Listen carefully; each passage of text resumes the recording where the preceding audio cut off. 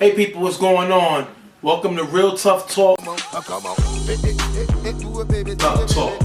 How is that even possible? Tough Talk. Whoa! Stephen J. Partner goes, Show some respect. You did not answer the question. he's a bad man. Bad man. He's a bad. He finally said it. The slipper's gone. The dress has holes in it. The cart turned into a pumpkin again. So what else you gonna do? This team couldn't cover a twin mattress with a king size sheet. Lights out season. Lights out for you. Let's get as quick into the game as possible because I am not staying in this wig longer than I have to. I want to part. Play it out, Wells, while you're talking this game. Hey, what is going on? Thank you for joining us again on another episode of Real Tough Talk. I'm Stephen J, here with my partner Ghost, and we're excited to bring you another week of UFL football. A little bit of a short week, but at the end of the day, the game's got to be played. Like you said, short week, few games. You know, hopefully next week is gonna really everybody will be really taking off next week. You know, there's a lot of tournaments, some championship games being played elsewhere. So a lot of players, a lot of certain teams, key players will not be here, and that's why certain teams weren't really playing consistently, and that's why we have a week where we only have a few games during the whole week. And we got a few things to go over. There's only 2 games that we'll be going over, so that'll give us a little time to talk about something else. And we have a big signing to announce, and we'll also go over the UFL Draft. We'll give you a few insights on that, and we'll go from there. So I'm definitely hope you're ready to tune into a great show. But the first game we're going to go over is Rep City versus the Monarchs. Now, Rep City is coming off of a blowout loss to GrindTime. And you have Monarchs coming out of a close win, beating Never Scared. Right now, Monarchs are 2-0. And this game is I wouldn't say very important because Rep City is 0-2. But I think it's just an opportunity for Monarchs to kind of take more stranglehold of their division because nobody wants to end up in that 4 or 5 seed. So this is another opportunity for them to keep the winning streak going. And let's just be honest here. You said it, pretty much the way you would without, saying anything controversial, anything that'll get anybody upset or whatever. But I'm going to say this. Monarchs, this game against Rep City, it is important for them because you do not want to lose to a team that you're not supposed to lose to. Rep City is not a team, in their opinion, the way they've been playing, it's not a team that they should be losing to. Rep City is not having the best season they're not having the best season right now. So if you're Monarchs looking at them, this is a game that you definitely should win. Anything else besides a win is unacceptable in their opinion. So I'm guessing that they're looking at this game, looking like this is a must-win game no matter what. And Rep City's all over the place. They started with they started with Matrix. They lost. He was able to throw 2 touchdowns, but they lost that game. Then they went with Meech. They lost that game. And this game they're going to be starting B-Dot. This team don't have everybody showing up to the games. They're short-staffed. They're struggling at the quarterback position. So, I never put anything against Rep City because I've seen them be a top team before. I've seen this team eliminate, I believe 2 seasons ago, 99, who had the top seed at the time. So this team is always able to change their momentum like a light switch. 1 minute they're going one way, the next minute you just flip the switch, and they're off and running. So I never put it against them. It's just my issue with them right now is they don't look interested. Guys are not showing up to the games. And, I think that they have a lot of ego guys because when you don't have everybody coming to the games and showing up when they want to show up, that is my issue with them, and that is definitely affecting them this season. But my thing is, that's something that a leader should understand. They should always account for all of their staff, whoever's there, and whoever's not showing up. A decision needs to be made that, okay, are we going to adapt because this person's not showing up, or are we going to fall apart? Correct. That's something that a leader decides for the team. Rather than them getting on the field and arguing and attacking each other, they should be finding ways to, adjust their game until their full squad comes to the game. or just move on without them. Right. That's something that a leader has to decide to do at any given moment when they're in situations like this. And hopefully this week will be the week where they start getting into that decision making, because regardless of what's going on with their team, they still have to come out here and play and try their best to win games at the end of the day. All right, we're going to jump right into the game with Rep City getting the ball. Remember, I said B-Dot starting. After getting the first down, B-Dot with 3 straight incomplete passes and they're forced to punt. Monarchs is going to get the ball. Third down after incomplete pass. Mike throws deep to Javon in the gap, overthrown, picked off by Rel. Rep City gets the ball back, and this is what they need from Rel. Rel needs to start sitting at the head of the table. He is their best player. He is their most talented player. The guy is very talented. At times it seems not motivated. This is the play that they need him to make, and he makes a great play there. My thing is, every time, from the last few times I've seen him play in this league, every time he steps on the field, he makes something happen. And that's something that I could say. That's why, we've said that before about Rella. He doesn't always step up to the plate all the time. But from the last couple games that I've seen him play, he always finds a way to make something happen for his team. The problem is, he's not consistently here for you to feel that, to get that benefit, and that's the problem. But whenever he's here, he has to make something happen. That's exactly what he does here. First down, beat down on 4 rush, throws to Meach in the middle, off target, picked up by Malachi, who runs it all the way down the field, back in the end zone for the touchdown. 6-0 Monarchs. I like this guy, Malachi. I think he's a top defender. I think he's a guy you need to worry about. He's a playmaker. That is a huge mistake by B-Dot, and it's going to cost them 6 points. Great play by Malachi.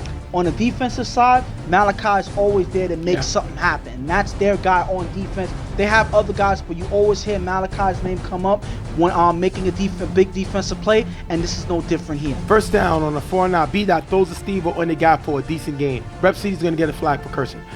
Third down, B-Dot throws deep to Rel, who has a step on Malachi, caught for a big gain, getting to the 5-yard line. This is the Rel that they need. This is the playmaker they need. This is the guy that's talented enough to make these plays. He goes at Monarch's best defender, and he makes them pay. I like that play by him there. 4th and goal, B-Dot on 4 rush, throws the meat, cutting in the back of the end zone. Short, picked off by 40. Monarchs get the ball back. That is a huge interception by Rep City. And that's a missed opportunity, because you get to the 5-yard line, you got to slow down and set up plays to get into the end zone. Obviously, you don't have your best starting quarterback playing right now, so you got to do the best that you can to try to get into the end zone. Take as many plays as you can and take your time. That's not what happens on this play here. He makes an off-target throw, and 40's there to pick it off. Mike on 2nd down throws a Malachi in the middle for a decent gain. 4th down, Mike throws a Bell in the gap, off target, incomplete. Turnover on downs, and they get a flag for cursing. Monarchs are all over the place. They're not looking like their usual controlled self right now, and they're giving this game away. And this is one of the moments where we always say a team is playing down to their competition, and you see that with Monarchs. They're making mistakes right here that they don't need to make. Now, okay, the ball is slippery, the usual things that happen in a rainy day or whatever, but this is football. You should be used to playing in weather like this. It shouldn't be any excuse.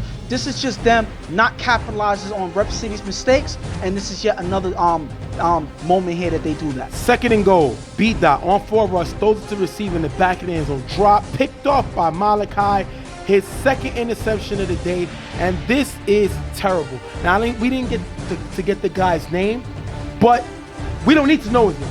He already got a flag for cursing. Now he dropped the pass that caused the interception. This guy is not worthy of being named because he's not making plays right now. Damn, that's really disrespectful.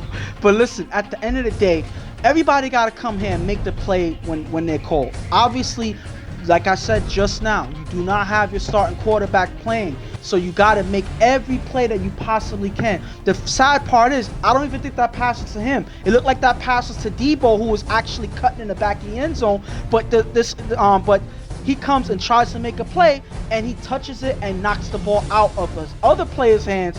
If you're going to go for the ball, you got to catch it, and that's not what happened there. Mike with 2 passes in the gap for a nice game. Then Mike throws an Arbley in the gap, a decent game, picking up the 1st down. Last play before half, Mike throws it up, picked off by D-Boy, taking us into the half, 6-0 Monarchs. The fact that all that's happened in this game, and it's only 6-0, is ridiculous. And I'm going to look at the Monarchs and say, they're asking for Rep City to steal this game for them. Because the only touchdown you scored was from defense. That's Mike you gotta look at Mike here. This is Mike not playing his best game. Put everybody else to the side. Mike gotta be singled out by not being able to make these plays, and he got to step up in the second half. This is unacceptable play, and this is not something that can continue. Hopefully, Kaz can get him back into the rhythm of the game, because this right here is not something that you need in this game or any other. I don't know who this Rep City team is. They don't look interested. They don't look passionate. They're all over the place. First of all, them starting B-Dot is a joke. I'd rather you go for Meek. At least Meek gives you an opportunity with his running ability, and with B-Dot, who's a top blocker in this league, blocking. I'm very disappointed they play calling. Yeah. I'm very disappointed they didn't run the ball more, especially given the kind of the field being a little slick, and given the fact that, you know, I think they can muscle the ball with B-Dot, with Meek running the ball. Defensively, listen, they already got 2 interceptions. So I'm not going to kill them for that. They're playing against Monarchs' starting quarterback, and they picked the ball off twice. So they're playing decent defense. This team it's only 6-0. This is a game that they can steal. Let's see if they can do it in the second half. First down, Mike throws deep to Javon on the sideline. That's going to be dropped. Second down, Mike throws deep to Malachi on the sideline. That's going to be dropped. After getting the first down, Mike throws a bell in the gap. That's going to be dropped. Second down, Mike throws to Arbery in the gap for a decent gain. Third down, Mike, with blocking from Kaz, runs in the gap for a decent gain, getting them to the 5-yard line. Fourth and goal, Mike on 4 rush, throws to Greg in the back of the end zone. That's going to be dropped, turnover on downs, and this team, they just dropped 4 passes. 4 passes. In one drive. In one drive. Now, I'm going to mention 2 things. First of all, the whole thing about them dropping passes, that's terrible enough. But I would say Mike didn't do what he did in this drive enough, which is he took off and ran a couple plays. They needed more of that from him. One, you have the lead, so you trying to kill the clock as best as possible. He should have did that more and try his best to drive down the field. He didn't, and because of that, they relied on the pass here, dropping passes here. This game is terrible. It's boring. That's why if you look here, I'm recording footage of the guys playing soccer in the background, because they seem like they're more into the game than these guys playing football. It's more interesting. I should have been over there recording them, getting these guys' names, collecting stats or whatever, because they seem more interested right now. Third down with blocker for Meech. B-Dot throws deep to Terrell on the sideline, caught for a big gain and the first down. If you look here, 40 at the corner, lets him go and nobody picks him up. But Rep City gets their second flag for cursing, and their guy here is ejected.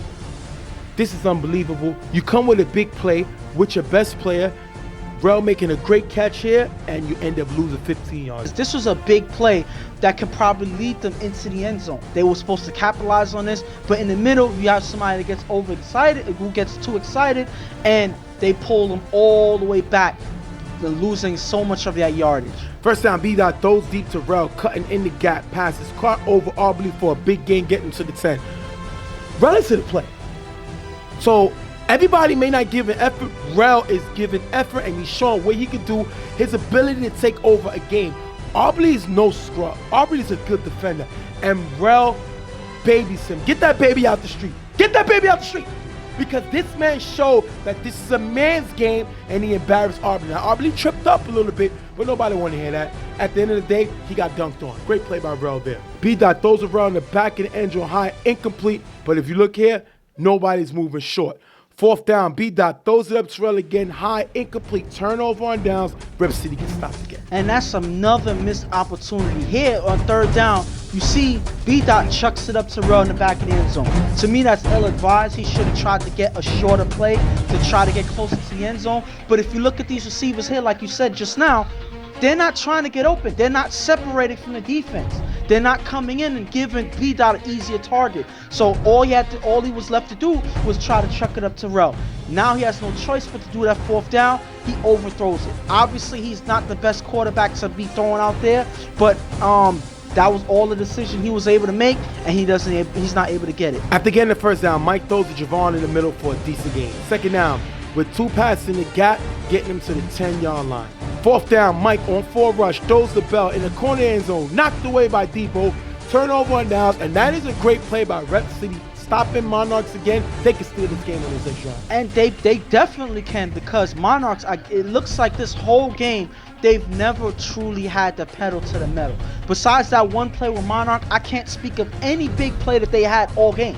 So the fact that Rep City, with all of their problems, is still within striking distance of winning this game, that's just credit to Monarch's terrible play. They got to look at themselves in the mirror and say, hey, we deserve to get this game stolen from us. B-Dot gets the ball back. Third down, B-Dot throws it to Terrell in the gap, knocked away by Malachi. Fourth down, B-Dot throws it up, tipped by Malachi, picked off by Greg. Ending the games, Monarchs come away with a big win, 6-0. Big win? That's not necessarily a good way to categorize this win. This was them scraping by on a team that's now 0-3. Let's go to the interview right now with Kaz and Mike, and then you could break down after about the Monarchs. We'll be right. What's going on? Stephen J here with starting quarterback Mike and Captain Kaz and blocker also. The defense played really good today. I believe they have 4 interceptions. Is it nice to know that you have a defense to back you up when your offense is struggling? They ain't got a quarterback. Don't mean much. You know what I'm saying? They took bombs. They did stuff that a quarterback wouldn't really do. We just did what we had to do for the most part. That's it. Do you think people are kind of underestimating you? I believe you're 3-0 now. Yeah. You haven't been talked about all season as one of the top teams, all that. Do you think people kind of underestimating y'all? Yeah. I mean, they do, but I mean, for the most part, we come out every game 10 deep, the same guys. Our core is our entire team. So, I mean, we don't make noise. We don't get rowdy. We just play ball, put them away, and that's it. We don't care about how people feel about us. Mike, Kaz said that they didn't have a quarterback. You saw that it was kind of incomplete. We seen you struggle, threw a few interceptions that you shouldn't have thrown. Is that a concern in your play? Nah, not really. I just feel like, honestly, when I was throwing the ball, sometimes it was slipping out my hands, so I did make a few bad throws in the first half. Second half, I mean, it went the other way where I had a few drops. You know, we was moving the ball, just a few drops. So, isn't that a thought of concern, being that, like you said, when you struggled, it just seemed like your offense didn't back you up with the drops, constant drops. This is a game y'all kind of stole. People say y'all should have lost this game. Are you a little worried the fact the way the offense was dropping the ball? No, because honestly, if we wasn't dropping the ball, or if I wasn't missing throws, we'd have been scoring a lot more. So it just been a different outcome period. It's a little wet out here. I mean, if you guys didn't notice, wet. So just, you know, it happens. It's part of the game. You have pretty good numbers coming in this season so far, but you're not labeled as one of the top 3 quarterbacks in the league. Do you take any type of offense to that? Nah. All we really care about is winning, honestly. Yeah, it's not really about stats, because any other league, nobody care about stats. They just care about who won the chip. Right. So that's all that matters to me. All right, we're going to thank these guys for being here with us. They had a close win over Rep City, 6-0. End of the day, they'll take an ugly win rather than a pretty loss. We see you on the site. Thank you, fella. Listen, they said that, you know, they didn't play their best. You know, they said it was a rainy day, all of that. I don't need to hear that. You know, as if I'm them, they need to look at themselves in the mirror and say, listen, by, you know, the skin of our teeth, we got through this game. You know, nothing else got them through this game besides Rep City giving up too many opportunities. This game, Monarchs deserve to lose this game. You know, they got to understand that and know that if they're struggling to beat a team like Rep City that's not playing nowhere near their best, then they need to prepare for a lot of tougher games coming up. Because how are they going to survive if they can barely win a game like this?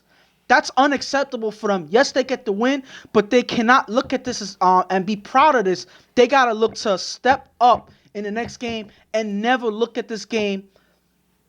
Never try to repeat a performance like this again. That's all I got to say about that.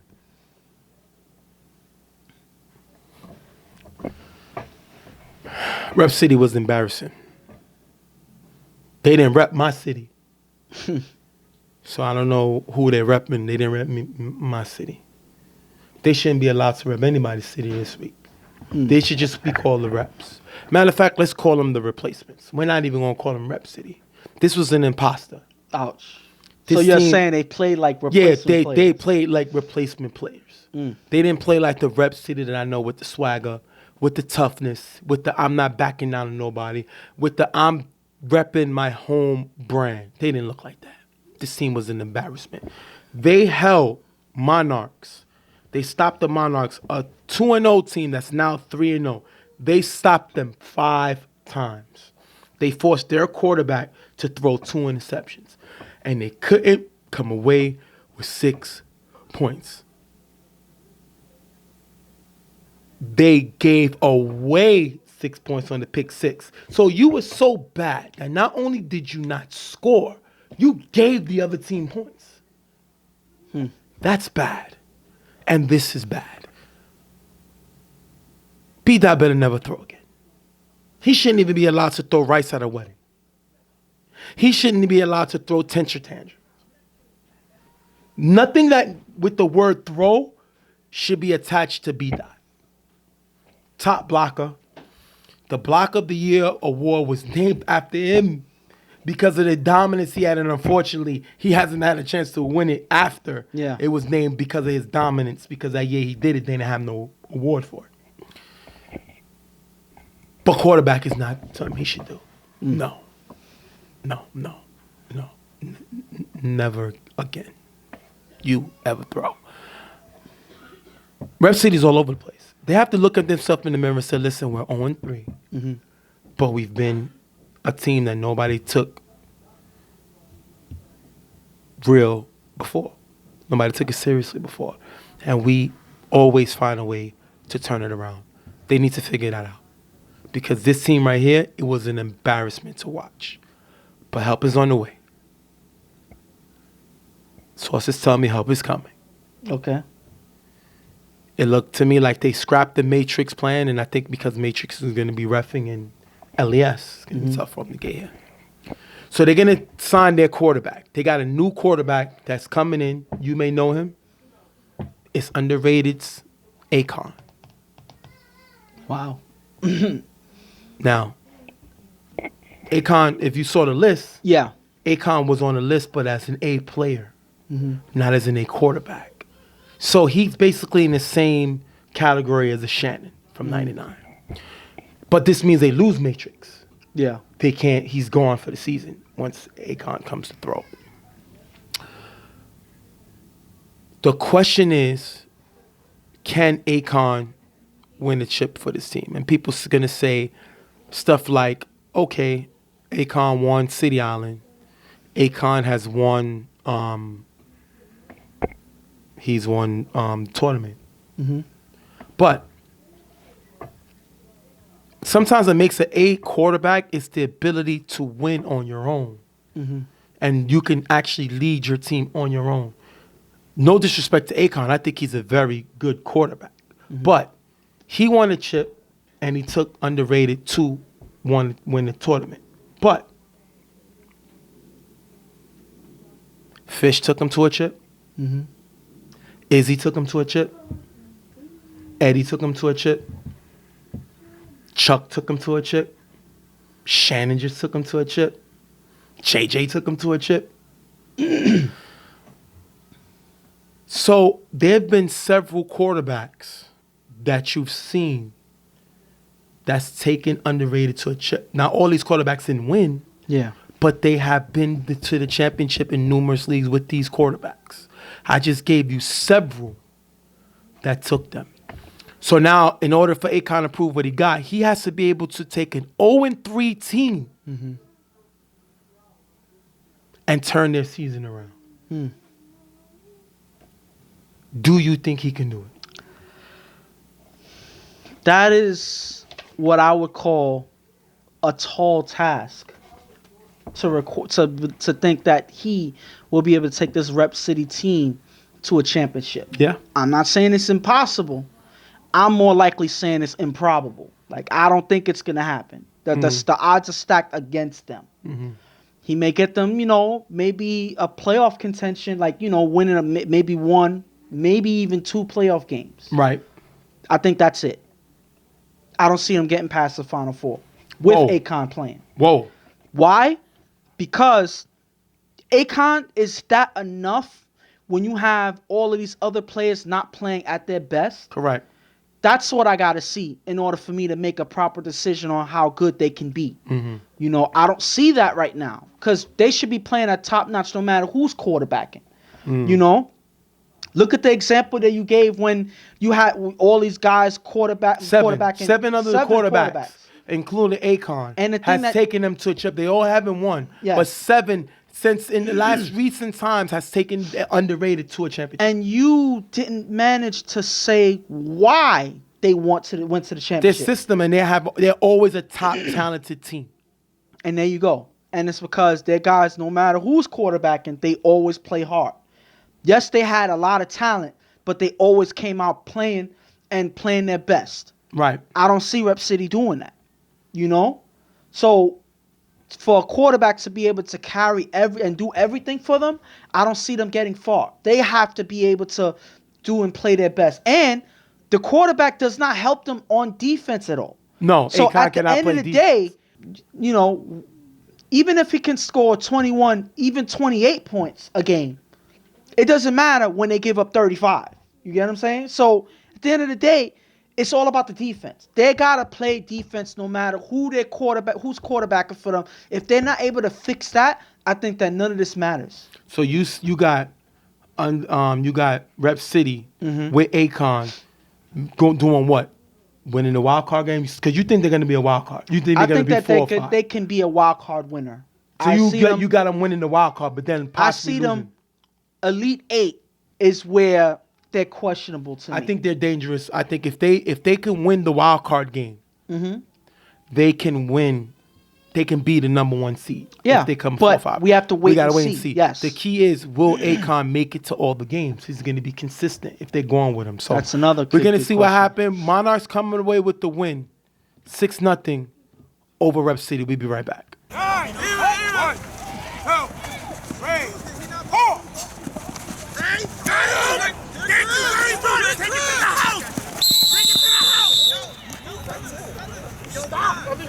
Malachi with the interception.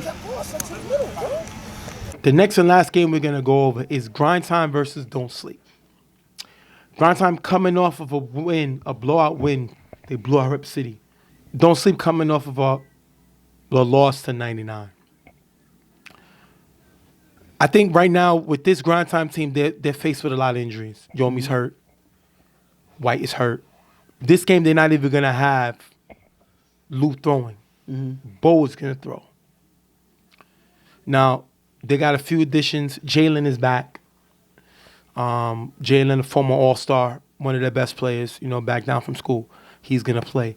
The thing is, this team right now is in a tough division. They need to muster up all the wins they can.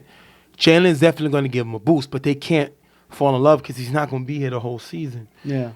Do you think GrindTime has enough muster on their team to get back to a championship, which they went in last year with in the A division? They went to a chip.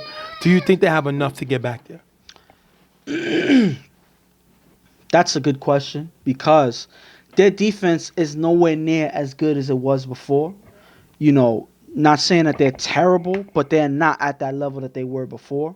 They're not able to pressure the quarterback the way that they were before.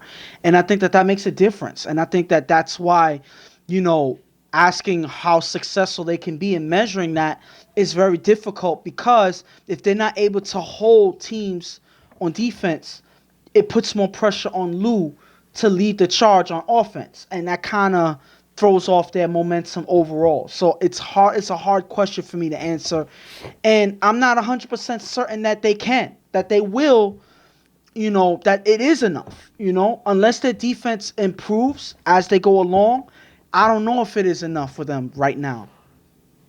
And don't sleep. I mean, listen, I think it all comes down to their schemes, Casey has to be the quarterback that he is. Anytime Casey tries to be a quarterback he gets in trouble. But it's time for his players around him to step up. They got to make plays. He doesn't have anybody that really scares you. And the problem with these guys is they do the same thing everywhere they go. The same thing. Joel, you can get him ball in space. He's going to make some people miss. But if you have a team that with speed and can slow him down, it's hard for them to break away any plays.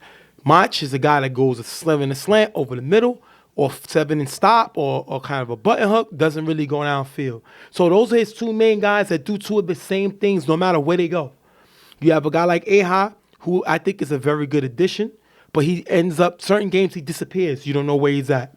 They have a guy like Grunk, who I think should be a dominant tight end. Sometimes he gets caught too much complaining rather than playing. You know, so they have a lot of weapons that's capable. Sometimes Spider disappears. Even they got Dito, who I've seen in other leagues be very good. I haven't really seen him do much so far. You know what I mean? He has not been that consistent guy, and it's because he lacks speed. And because he lacks speed and he has nobody to stretch the field, the defense, the middle is kind of cluttered. And him and Mach are the same type of route runners. Yeah. So they're not spreading the middle because Mach doesn't have great speed. He goes over the middle, and Dito goes over the middle, and he doesn't have great speed neither. So because they run two of the similar routes, two slower guys in the middle with a quarterback that likes to chop the field up. So now the middle's cluttered. So now what Casey does, he tries to open up the field. Well, he doesn't have a receiver that can stretch the field. I think the best receiver that can stretch the field is Aha. But because he disappears sometimes, we don't know where he be at. So because when you lack all of this, you're going to have mistakes that Casey is making. And that is the issue. Once Casey feel like he has to do it on his own, that's when he gets into trouble. And I'm not going to, prolong this too much, but one thing that wasn't mentioned that, we didn't bring up is their defense. And I think that is the key to their success. At the end of the day, you say that KC may feel like he has to do everything on his own. That's double that when the defense is not able to hold anybody. And that's the thing. If KC is forced to have to put up points on his own, that's when he makes the most mistakes. Put that on him and put him under pressure, KC is going to play his worst. But last week, they lost to 99, and they threw 2 pick sixes. Shannon only threw 2 touchdowns. Unfortunately, the defense gave up the last one on the bomb, but Shannon only threw 1 touchdown. They held him to about three carries running the ball. So the defense played, but when you got your quarterback making that many turnovers, it's not going to help you. You're going to lose games, and that's the issue. We're going to jump right into this game right now. Second down, ball on 4 rush, rolls right, past Joel, throws it deep to Petty, open on the sideline for a big game, picking up the first down. You talked about that defense, and Bo was able to get downfield with a bomb. And the key thing here is that Joel is not able to make the play here. He's slipping and sliding on the field. These are plays you can't afford when you have Bo, the guy that's not a quarterback, trying to make plays. So Joel has to be there to make those stops and make those sacks. And because he's not able to get a good grip on the field, he missed the play there. First and goal, Bo with blocker from Red and Mike. Bo runs in the corner of the end zone for the touchdown. Gil gets the extra point. 7-0, grind time. And this is the way that Bo is going to have to make plays, with his feet. Because he's not a quarterback, so he has to find ways to open up the defense by running and actually getting them to step up. Here, he has some good blocks and is able to get the lane right into the end zone. Second down, Casey is blitzed by Bo. Throws the A-High on the sideline. Short, picked off by Kaka. Gives him back the ball. That is a mistake that Casey can't make. We've seen Casey throw a lot of interceptions on first and second down. He throws this one on second. I guess he's trying to be consistent. Well, what the key to that is, he was under pressure. Yep. Every single time you get put under pressure, he makes a mistake. And there's no difference here. This Don't Sleep team has to find a way to protect him and get him comfortable in the pocket. Second down, Bo on 4 rush, gets past Joel, runs on the sideline for a decent game. Joel keeps falling down on the rush. He's not able to shut Bo's running game down.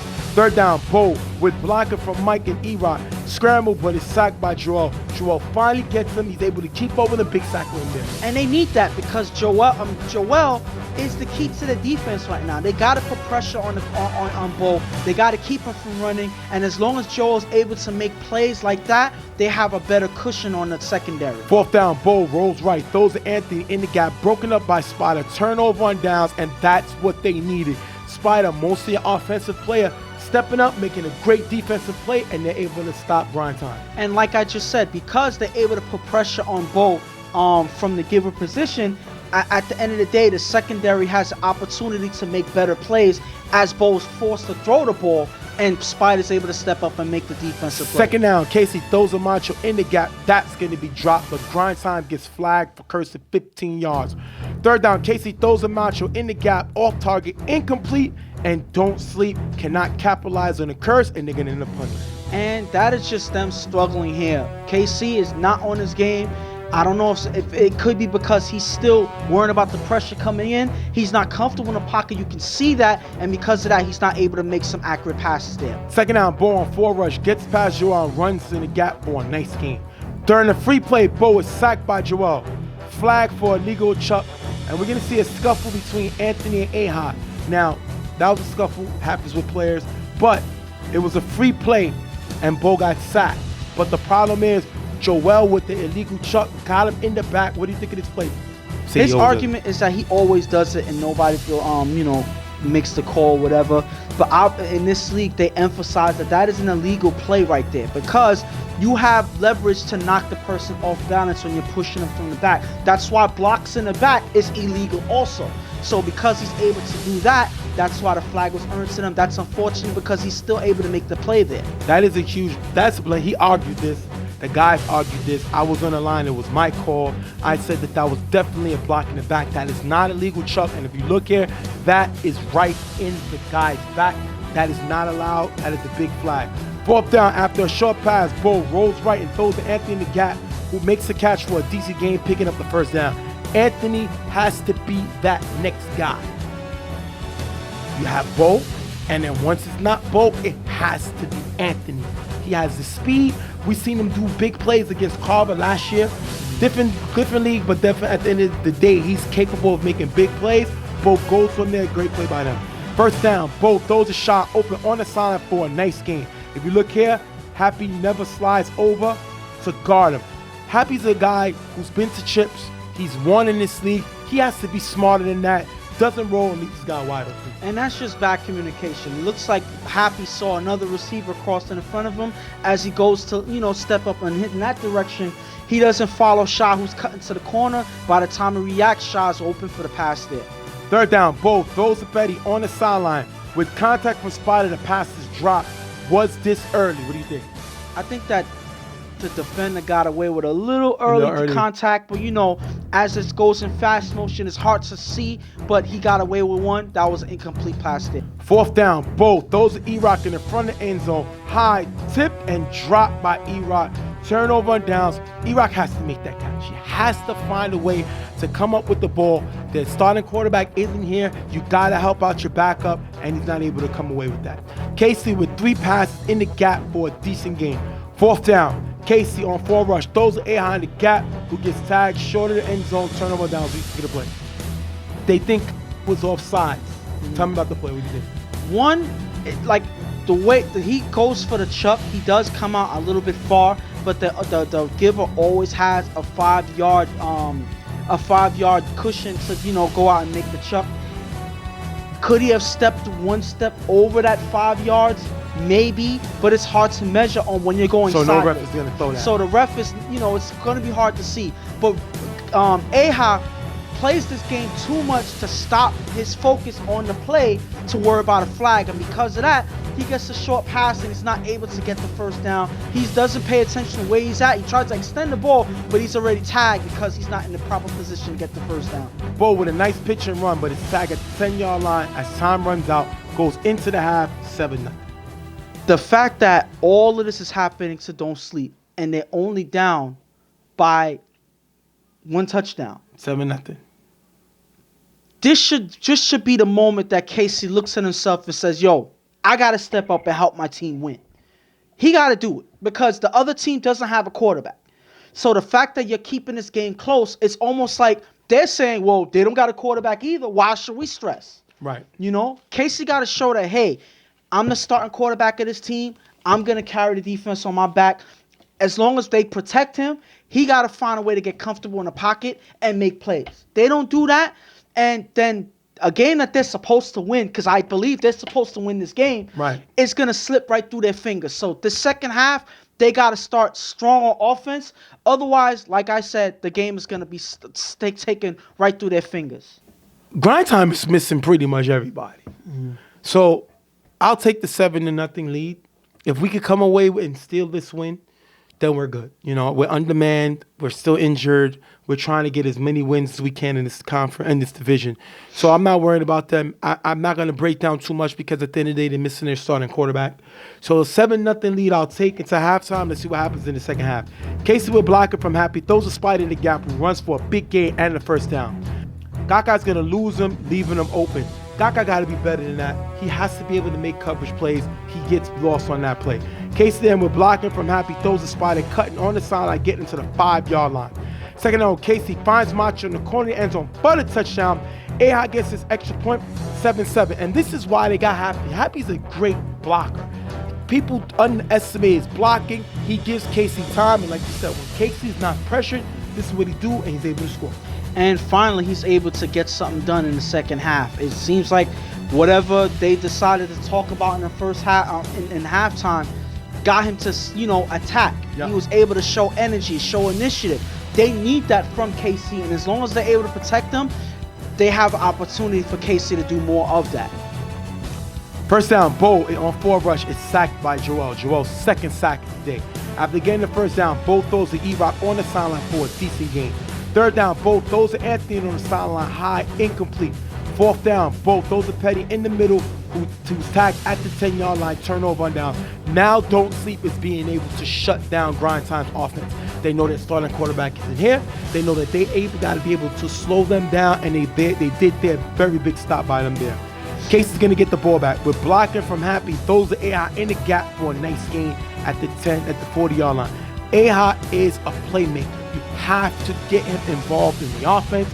He's not just a defensive player. This kid made his name on offense. You got to give him the ball. Great play there by him. After getting the first down, Casey throws to J.O. in the gap for a decent gain.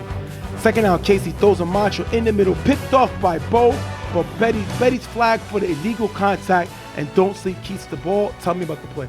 And everything went right for GrindTime's defense, but this play right here with Petty. Because if you look here, he goes to guard the receiver, but he cuts off the receiver's running lane. So that's illegal contact. It's way past 5 yards. The flag is thrown, taking away that interception. I think it was a good call by the ref. A lot of refs don't make that call. I think it was a good call. Ref is on point. Good call by him there. Fourth down after a short pass. Casey with blocker from Rob. Throws a macho in the end zone. Tipped by Kaka. Picked off by Shy. GrindTime get the ball back. If you look here, Joel was open in the corner and Casey missed it. And that's because, yet again, KC is rolling out like he's running for his life. And because he's under pressure, he's not going to see the full part of the field. If you look, Joel is wide open. This is a definite touchdown right here. But because KC is running for his life under pressure, he's not able to make that throw, and at least an interception there. After getting the first down, Bo on 4 rush throws the mic on the sideline for a nice gain, getting to the 15-yard line. Third down, Bo rolls right on 4 rush, but drops the ball, which keeps the clock running. Fourth down, Bo on 4 rush, throws the E-Rock in the end zone, high, incomplete. That's going to take us into the overtime. Tell me about that stop there. And this is Don't Sleep stepping up. They made the mistake on offense, but they said they're not going to give away this game as they step up and make some defensive plays on that drive. Obviously, Bo's not a quarterback, but that is no excuse to give up any defensive plays here, and their defense steps up to lock up there. All right, we're going to jump right into overtime. Both teams get one shot from the 50, no blitzing, and one timeout. GrindTime gets the ball first. First down, Bo throws the E-Rock in the gap, who runs for a decent gain. Second down, Bo is almost sacked by Joel, throws to Josh in the gap. That's going to be low, incomplete. Third down, Bo on 4 rush, runs in the gap, getting him all the way to the 7-yard line. Fourth down, Bo on 4 rush is sacked by Joel. Turnover on down, Joel's third sack of the day. He's able to shut Bo's running game down. Great play by him, big sack. And the crazy thing is, if Joel got his bearings early in the game, he probably would have more sacks because he had the opportunity to make plays early. But he settles into this overtime and keeps that pressure going, and he's able to finally get that sack on fourth down to stop them there. First down with blocker from Happy. Casey runs short for a short gain. Second down, Casey on 4 rush throws the spider in the gap, off target, picked off by Anthony, who runs it back, but is tagged at the 45-yard line, ending the game in a tie. Tell me about the throw by KC, and if Anthony could have ran this ball back to win the game. First of all, this was clearly an off-target throw by KC, and I think that it's because he was under pressure half the game, so it seems like he's starting to visualize pressure coming in. Seeing ghosts. Yes, it's pretty much when you have your quarterback worrying about the pressure coming in at any given time, he's going to start seeing things, and that's exactly what happened. He wasn't able to make the accurate pass. Now, on this play here, I think Anthony had the opportunity to run it back, but he was worried about two things. Worried about pitching the ball, and he's running to the wrong side, not following the blocks. This is a play where you have to run into the end zone to score. So Anthony has to find a way to make a better decision as the play is going. He doesn't do that. Unfortunately, they do not get the touchdown, and because of that, it ends the game in a tie. All right. We're going to go to the interview with Joel, and unfortunately, we had some technical difficulties because of the rain or whatever, so it's going to cut. And then Ghost will fill you in on what he thinks of grind time. And I'm going to tell you why. What happened with this game and what's happening with KC, even though he's struggling this season, it's not his fault. Yeah. I don't even blame him, which is going to be funny. That's a flip right now. We'll be right back. See. Let's see the interview. What's going on, guys? I'm here with a few guys from Don't Sleep, Spider wide receiver, and Joel, the captain, playing linebacker and running back. This is a tough game. Do you think that y'all should have been able to come away with this game being that their starting quarterback wasn't here? I agree, yeah. Definitely. I could have stepped up more. I should have made those tags. I could have got way more sacks. The floor is hard. This condition is hard. And, yeah, I tried to adjust. I tried to change my sneakers. Kind of helped me out. But, yeah, we should have came out with this dub. Point blank, we were short. We should have came out with more, poise and more explosion. But at the end of the day, you know how it goes. It's rain and everything, but we try to work through it. You know what I'm saying? We're trying to get the job done, but it ain't happening today. Joe, Casey had 2 pick sixes last week. He had 3 interceptions this week. That's 5 interceptions in 2 games. Is his performance hurting the team? No. Nah. Not at all. Nah. His receivers got to work for him because he can throw the ball all day. You know what I'm saying? Look at 99. He threw the ball all day. But we got to make it happen for him. You know what I'm saying? It boils down to us. Nah. Do you think Casey got what it takes to win this division right now? Was your next game a must-win game? Yes, it is. Okay, we appreciate that. We're sorry that he got cut. Like I said, the rain kind of messed us up. Ghost, you tell him about grind time, and I'll tell you why this is not nowhere near Casey's fault. First of all, to speak about grind time, they can't be mad that they got the tie. Yes, they wanted to win, but they didn't get the loss. So that's the second best thing. You didn't have your quarterback. You weren't able to move the ball the way you normally would. So because of that, you take what you can get. And if a tie is all you can get, you take it. Bo played the best you can ask him to play. Right. He was able to get into the end zone once, and he did not force any turnovers. He played smart. He ran the ball when he had to. He didn't throw any interceptions, and that is key to them, getting a tie rather than the win. That helps them in their division more than hurts them, especially the fact that they didn't have no quarterback, so they could hang their heads saying that it could have been much worse there. First of all, this game, Casey played terrible.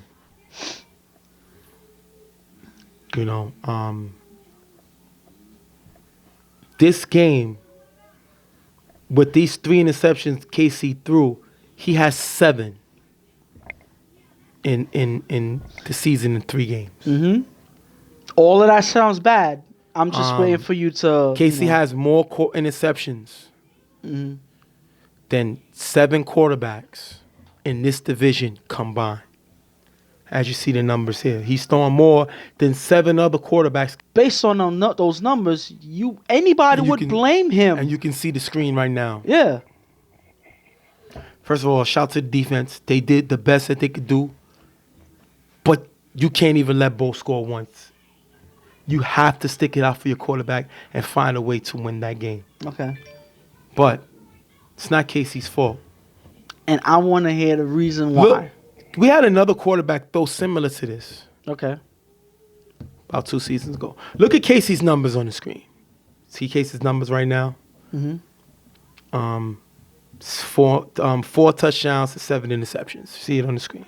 Okay. And if you look on this side, the shadow, you have another quarterback there. Had 7 touchdowns, 9 interceptions. kind of similar, right? And you would say that was terrible. Look, he had 4. KC had 4. This quarterback over there had 7. So that's what? 3 more. Okay. But this quarterback threw 9 interceptions, and KC threw 7, which is 2. All right. So 4, 7, 8. So not too bad. Probably similar. Want me to show you who's the quarterback on that who's side? this mystery quarterback? Let's show it. It's KC. KC threw similar. His last season throwing for 99 problems. Similar. 7 interceptions. He has 4, but it's still around 3. 9 interceptions that year. He has 7 this. Kind of similar. You know what's the difference? What? That team's 3-0. This team is 1-1-1. And you know why? Let me show you the stats right now real quick. This game, first game of the season, KC plays never scared. They win that game 21-12. I'm sorry.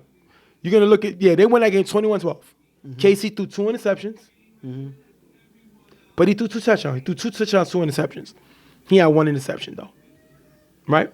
Next game, they played 99. They got blown out 26-7. KC threw 1 touchdown. But he threw 2 picks. 2 of them were pick sixes, unfortunately. But the defense got him 3 interceptions. But they lost. And the last game they just played, they tied 7-7. KC threw 1 touchdown, 3 interceptions. But the team did not get any interceptions. The difference is, on this side, this 99 team went 3-0. Why? Their first game, they played the Browns. They won 7-6. KC threw 1 touchdown. He threw 3 interceptions, but the defense got him 4. The next game, they played YMM. They won 31-24. KC threw 4 touchdowns. Defense, he threw 4 touchdowns. He threw also 3 interceptions, but the defense got him 2 interceptions. And in this last game, he played Rep City. They won that game 19-10. KC threw 2 touchdowns. He had 2 interceptions, but the defense got him 2 interceptions. That team that went 3-0 with KC throwing, they can survive his turnovers because in those 3 games, they had 8. This team is 1-1-1, and this game they should have lost. They only got 4. This is Joel's fault. When you go out and get somebody, you know their habits. You know how they play. It's your job to say, if this is what my quarterback does, I have to have the defense to survive his mistakes. Now, we know KC's known as the ultimate game manager. He kills the clock. But because he turns the ball over, when you have a defense that can overcome who, in the 2 seasons KC threw, this team was 99 was no less than second in interceptions. They was in top 3 in both years. 1 year they led the league, the other year they was in 3rd. So they get interceptions. Don't do that. They don't get turnovers. They don't intercept the ball. So they're not giving KC enough possessions to overcome. So we're not going to sit down and say, oh, it's his fault. This is Joel's fault. When you got KC, you got to know the numbers, and you got to know he's going to throw interceptions. If I have a defense that can make stops and that can intercept the ball, he's also going to kill a clock. The problem now is they're not making big stops, so he has to shoot out with teams. And when he has to do that, they are not able to do that because that's not his game. Wow. Also, KC have weapons like Twan, Javon, Shannon, Bop. These are weapons he had offensively that he left.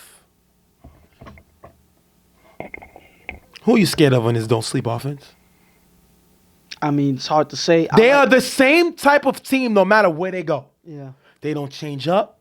They don't run different routes. They run the same routes, the same plays all the time. And now you didn't see Joel break away any big runs. Why? Because GrindTime has the speed to contain him. They couldn't go over the top. What happened when KC tried? The ball got picked off here by Kaka. He didn't have a receiver, a dog that's going to go get that ball. Mm-hmm. You can't kill the man for being what he is. Now, I'm not excusing the turnovers. Yeah. But if you know you got a car that can only go 90 miles an hour, if you have a car that only can go 60, and you attempt to make it go 90, and it breaks down, or it starts shaking, you can't be mad at the car. You knew what the car was when you got it. You've laid into them enough. I see. It's not laying into them. It's overcoming the obvious. You know what the man's track record is. You know if you don't get him enough weapons, he's going to attempt to do it by himself. And KC's not the kind of quarterback that can win games by himself. Okay. Now you go ahead. No, I was just saying, because you could talk about this all day. No, because you know one thing about me? I love numbers. Okay. So. Now, before we wrap up the show, as this game ends in overtime, we got talks of the draft. People's talking about before we wrap it up because I got to get ready to go. It's 10:13. I got to go home. We talk about the draft. Now, I'll let y'all know the quick rundown of what the draft is because a lot of people want to know. You know, I appreciate, you know, my co-host, my brother, my partner, our boss, the guy who runs the league. I'm not going to say our owner, like they say in sports, because I hate that term. Yeah. But the guy who owns the league in Tim. These guys always support my ideas, my thoughts, and they support me 110%. It was my idea to come back and make this division the B division. But y'all knew that I said, once we do this, we're going to implement a draft the following year. And I knew, you know, and I'm glad that y'all supported me on it, the buzz based on the fact that the A players wasn't allowed this year would take off next year. We just had to be willing to take the step back. And right now, the draft is the talk of the town. Let me give you a quick rundown of the draft real quick. You have a ban list, and we're showing the ban list right now. Every player on that list is banned from the league from some shape. Not because anything they did wrong, but because it's a B division. Any quarterback with quarterback next to their name on this list is banned from throwing in the UFL league this season. Any other player that does not have quarterback is labeled as a two-way player. I took ratings from different leagues. I spoke to different people. I did my own research. I talked to you, and we came up with this thing. It's always going to have borderline players. It's not perfect. But now if the player does not have quarterback next to them, they are allowed to throw because they're not labeled as an A player, a quarterback. Which is why you see Rep City able to pick up Akon to throw. 99 got Shannon though. But these players are not able to play defense. So that's to break down the list. The way that the draft is going to go is it's $125 per player that enters the draft. The players enter the draft, and that's a good faith deposit saying to you, UFL, I'm entering the draft. Here's my $125. I'm letting you know that I'm in. No matter who draft me, that's who I'm playing with. I'm on this team. That's me. Once a player plays their games in the season, plays the playoffs, regardless of how it ends, and they complete that, they get their $125 back. That's how that goes. Now, if the team that player is on wins the championship, then it's my job to get us 12 teams. We have 10. Yeah. If we get 12, we have 10 now. I'm pushing to get 2 more. Then it's 12. The pot will be $8,000. Yeah. The team will get 7, and the A player drafted, will get 1,000. If the player doesn't make his games and he quits, whatever, he loses his $125 deposit. It goes to the team's league fee. Now, players get, some people upset saying that you're paying players. We're not, because it's still a team winning the pot. Yeah. It's just because that player put in 125 saying that I'm going to help this team everything I can win a championship, he gets $1,000 from the pot. From the pot. It's not we're paying. Yeah, them. exactly. It's, It's bigger than the money. The money's nice, but this is the game to me All the leagues are the same. All the teams are the same. It's getting boring, which is why we made it a B division. In order to do this plan, we had to make it a B division. Now you get to see who the real smart guys are. Now you get to see the B teams decide what they want. Yeah. If I need a quarterback, I have an opportunity to draft a quarterback. But that is my pick. That's my A pick. Yeah. I can't go get a receiver. I can't get that. If I have a receiver similar to Shannon, if 99 was to draft a quarterback, then they lose Shannon. Because that is their A player. That player goes to the quarterback. And Shannon is labeled as an A two-way player now. He can't throw. He can't play. And not only that, now, and I always emphasize two things. One, a lot that nobody really talks about, and one that's clearly obvious. Now, teams have no excuse when they come into the league and say, we don't have a quarterback. Right. We struggled this season because we don't have a quarterback. Right. Now you have opportunity to get not only a quarterback, but you have an option to get one of the best quarterbacks, or you can get a serviceable quarterback and get a top-notch player on both sides. It's all about So it's all about the decision you make and how you want to tailor your team. And the players that you pick may come with attachments involved. Exactly. You know how when you have trades when they pick up a big player and they come with attachments, smaller players here, Right. or maybe another draft pick or something like that. That's similar to how it's fashioned here. If you bring a quarterback, he may come with a couple of non-A players that he's comfortable with playing. That anybody could pick up, but they want to play with him. Exactly. So you can add not only that quarterback, but those attachments to your team too. Or a guy can just come and have other players in the league say, well, I want to play with him. Yes. I'm going to go there. And that what makes it interesting is, let's say a guy is playing for one team this season. And this is the thing that has me hyped about what can happen. Right. He's playing with this team here. He sees, oh, they drafted this dude. I want to play with him. So I'm going to leave this team to play with this team because they have who I want to play with.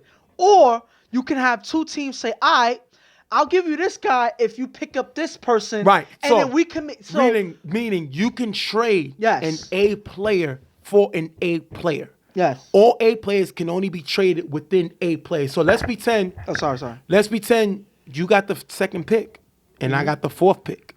And there's somebody I'm worried about the third pick, somebody getting. Yeah. I could say, Ghost, that's what we going to do. Won't you make this trade with me? Mm-hmm. Maybe I'll put something towards your league fee. Yeah. I got $100 for your league fee. Remember, that money just going to league fee. It's never money exchanging hands. No. So if you sit down and say, I'm putting in, and whatever you give, it could be a soda, it could be whatever. We're just trying to make it interesting. Only the league will know what you traded for. Yeah. You know what I mean? Or the league don't need to know. We don't need to know what the trade was for, what they there's debated. no tangible side bets. There's no currency being exchanged. We just saying that you can trade an A player for an A player. So maybe you'll say, well, Ghost, do this trade with me, and I'll play with your team in BQFL. Yes. So it don't have to be So limited give me this to, right. Give me this trade, because I want that guy. I don't want nobody to get him. You don't need him. Let me get him. And now down the line, maybe I'll play with you in this league. Yeah. I'll do the trade because I don't need that player. I want this player. Yeah. So that is the key of the draft. That is how the draft going. Now, real quick, You gotta. I'm going to tell you the players right now that have committed that have said they're in. If you look on the screen, because this will be the screen, right? Mm-hmm. Okay. If you look at the screen, these are the players that committed. You have Carver, starting quarterback. Chuck, he's in. You have Tim, wide receiver, free safety from YMM. He's in. You have Corey, starting quarterback from YMM. He's in. You have Kenny, starting wide receiver, defensive back for Super Friends. He's in. You have Rico, wide receiver, linebacker for YMM. He's in. You got Sal, wide receiver, defensive back for Carver Mob. He's in. You got Travis, wide receiver, defensive back for AFC. He's in. You have Slutty, wide receiver, free safety for YMM. He's in. And you have Prince Mo, wide receiver, defensive back for Super Friends. He's in. So combined, that is 9 guys in. It's only 3 spots left. Crazy thing is, 4 of them play for one team. which means they're going to be playing against each other. Yes. That is the interesting part. Now, we're going to show the records right now. If the league was to stop right now, today, Rep City and Never Scared would be 1 and 2. I think Rep City will be 1. Yeah. Never Scared to be 2. Getters will be 3. Now, the only team we're taking out is Untouchables because they only play 1 game. After this week, we'll have a better idea of the draft because I'm going to do a mock draft next week. Right. Yeah. So we'll announce the first 5 for now. Right. Yeah. So the first, well, I'm going to give you the first 5 right now. We'll give you Rep City, Never Scared, Them Getters, Don't Sleep, Grind Time. Those are the first 5. If you are them, I'm going to give you my draft pick for me. If I'm Rep City, I draft the number 1 pick. I'm going after Corey. The reason I'm going after Corey is people say Chuck. Now, Chuck said if he's drafted, he's coming with Pams. Pams is coming to coach, which I think is a great idea. You bring Pams, he's coming to coach. Pam's doing it for the love. Yeah. He said, wherever Chuck go, I'm going. So you got to know, you got a guy that's coming in that's technically going to take over. Yeah. That's all he knows how to do. You got a coach that has experience, a coach that won numerous championships, but you have an ego. You have a guy who wants to be top line. I don't think D-Boy and Pams are going to work. That's why I think they pass on Chuck and they go with Corey. The Plus, funny thing is, the question is Chuck's injured. Yeah. So my thing is, the funny thing is, Pam said, he vibes with D-Boy and them. They're cool. It's not like they're unfamiliar with each other. Right. So he vibes with them. He would coach with them and all of that too. He believes that they be down with it. Yeah, he don't think I'm right. He think I'm You wrong. don't believe. I don't that think he it will. would. So I got Corey going number 1 to Reps. The number 2 pick going to Never Scared. I got Travis of AFC. Dominant offensive player who a quarterback like Fred can damn sure lose. And Never Scared, Fred can score. Yeah. They can't stop anybody. Yeah. When you got Travis, who's also a top defender, he turns your defense around completely. Yeah. That's why I think he's going to go second. Third, now Them Getters. Now I think they have Reggie though. Yeah. As far as I know. Would they pick Chuck? No. No. Yeah. Hollywood is not giving the leadership of this team to Pams. No. No way. He'd rather yeah. go 0 and 100. Or not play. Right. So that is not going down. Yeah. So I do not think he's going to draft Chuck. I think the number 3 pick in this draft for them would be, I say, Slutty. He fits in. He brings that swagger. Reggie's going to get him the ball. He's going to help this defense. I think he's going to draft Slutty. Remember, this is the draft started today. Number 4, Chuck is going to fall all the way to 4 to Don't Sleep. Joel has no problem letting Pam's experience step in and allowing him to make the calls and Chuck to be the starting quarterback to get the team. Plus, Casey's going to be moving the ball. Now, the next pick is interesting, the 5th pick. I think the 5th pick in the draft would be Sal. I think GrindTime would draft for Sal because Sal is a guy that can fit right in. He's not going to screen for the ball. He brings leadership. He's a good defender. I don't think he's going to draft Tim. Tim was supposed to play with them in BQFL. He didn't. I don't think he forgot that. So I don't think he's going there. And that's what I think is the first. Now, the other guys, like I said, Kenny, Prince Mo. But I think it's going to be Sal or Prince Mo. Yeah. Sal or Prince Mo goes to GrindTime or Prince Mo goes to Getters. Yeah. You give Reggie Prince Mo? Matter of fact, I'm changing. I think the 3rd pick in the draft will be Prince Mo to Them Getters. Yo, you taking up so much time right You now. give Reggie Prince Mo, a guy that can stretch the field, a former offensive player of the year, and a guy who can lock up defensively. Prince Mo goes 3rd. I'm changing it. So I got 1, Corey. I have 2, Travis. I have 3, Prince Mo. 4, we got Chuck. 5, if that goes that way, Slutty goes to GrindTime. Slutty fits what they're gonna do. Yeah. Slutty fits perfectly for these guys. He has youth, he's had experience, and he can be dominant. That's my picks. Now, no disrespect to the other guys because we're just going to what we think the team's. Yeah. Now, this is gonna be a long drive, but I think once again, Rep City, number 1, Corey. Never Scared, number 2, Travis. Getters, number 3, Prince Smoke. Don't Sleep, number 4, Chuck. And GrindTime, number 5, Slut. What do you? Whew. Now, the first pick, like I said, I may see some things differently from you because you got to emphasize certain things. Now, the whole thing with Pam's, that adds a completely different dynamic to who picks up Chuck. Right. So that just makes things interesting. Correct. So that's an interesting thing in and of itself. So Rep City, they get the first pick, right? I think Rep City needs a quarterback. Right, we know that. So they have first dibs. I think that it's possible that they may pick up Chuck. I think that they would be able to deal with Pams. You have guys like a couple of the guys that said that they don't mind having Chuck and Pam come down. The experience, they feel that they have a better chance of winning. I believe that they would prefer Chuck over Corey. I think they'll take Chuck. I think that they're gonna favor Chuck over one because he is a more established quarterback for winning. He has a longer history of winning. No disrespect to Corey, but Chuck is the GOAT, obviously. So there goes 1. 2, I like the pick with Travis. I like that pick. But then you can slide in that he could pick up Never Scared can pick up Kenny.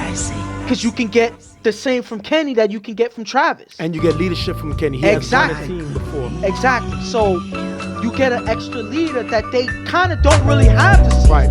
So you pick that up. A team like Never Scared can benefit from that even more. So who you got going second? I think I see Kenny getting picked up. Number 2. It could go either way, but I see Kenny because of the leadership factor. Number 3, this is gonna be the tricky one, and this is my favorite thing about this, and this is them getters. Hollywood is a mastermind when it comes to setting up his team and coming up with strategy. You said Prince Mo is going to Getters with right? Reggie. With Reggie. But there's one factor that you did not calculate that I think Hollywood is calculating. There's a high possibility that this season, that one of the extra teams that comes in this league, based on all of this vibe, hype, is the Browns. Wow. And I see Reggie possibly going back to the Browns. Because that's something that we was here talking about this season that they were planning on doing. It fell through, but I saw Reggie playing with his old Browns team. Especially they just went to the Final Four in City Island. Yes, so I believe that they have that fire back. The Browns want to win, and they have an opportunity to win. They pull back Reggie. Reggie's not going to turn down the Browns. Hold on, listen, but let me finish. Because you already know where I'm going. Reggie's not going to turn down an opportunity to play with his Browns team by staying with them getters. It's not going to happen. He's going to choose to go back to the Browns. So, them getters need a quarterback. What happens here? They pick up Corey. Wow. So, it fits. Wow. So, that's my difference there. I see them picking up Corey because of the opportunity that the Browns may have taking Reggie. They have to have a contingency plan, and I think Corey is that. They have a top-notch quarterback that can fit into their system. Corey's a person that can manage the game and play control, cool and collected, right on top of Hollywood being a strategist himself. I think that they fit well together, and I think that that's a good pick. So the screws don't sleep. Because now, remember, we're only going for the way the records are now. Yes. So we got 2 more picks right now. So who does Don't Sleep get at quarterback? Chuck and Corey are gone. Right now, when we look at the list, there is no more quarterbacks as of now. Now, we may get other quarterbacks, but as of now, there's no more quarterbacks. So who do they draft? Who Don't Sleep? Yes. You're saying that then let's pretend Casey stays and he's here. Yeah, which I doubt that's going to happen. Right. But Casey stays, he's here. I would say the pick that they had, that them getters had, now he's available, Prince Mo. and he fits right into the exact thing that Don't Sleep needs. They need a two-way player that can either play defense or stretch the field downfield. You know, KC's not the quarterback that's known for throwing downfield, but if he had a receiver like Prince Mo downfield, I'm sure he'd be able to get to it. So I think that they would pick up someone like Prince Mo that's only going to benefit them. It's all about if KC can get him the ball, and I think that he can. That's if KC stays, Right. you know? So that's all up in the air, you know? So that's my trouble pick, but I think that that's where they would go. GrindTime, real quick. The last pick at 5. GrindTime, I see them. I think I would agree with you with them picking up Slutty. I think that Slutty fits in with their system. Even though Travis is available. Yes, Travis is available, but I think that they know Slutty more, Right. and I think that he fits with their system more. But the fact that so many players are left after 5 that any of these guys can pick, this is actually more talent per capita than you would compare to the NFL draft. Yeah.